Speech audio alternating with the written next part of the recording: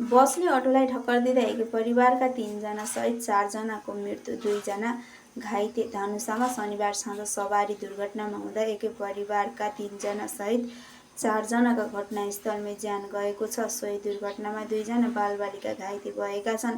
मृत्यु हुनेमा धनुषाको गणेशमान 4 नाथ नगरपालिका वडा नम्बर 1 भरतपुरका धनबहादुर पूर्व छाने मगर 35 वर्षीय, शुभ पूर्व छाने मगर 35 वर्षीय, निशा मगर र अटो रिक्सा चालक 40 वर्षीय डम्बर राई रहेका छन्। यस्तै 14 वर्षीय शीतल पूर्व छाने मगर र 9 वर्षीय रोशन पूर्व छाने मगर घाइते भएकामा जनकपुर स्थित न्युरो अस्पतालमा उपचार भएको जिल्ला प्रहरी कार्यालय धनुषाले जनाएको छ।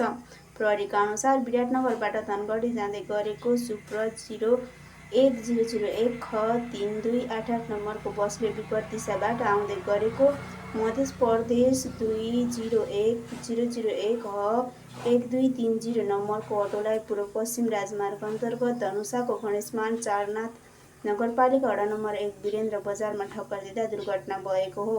दुर्घटनाबारे थप अनुसन्धान भइरहेको प्रहरीले जनाएको छ।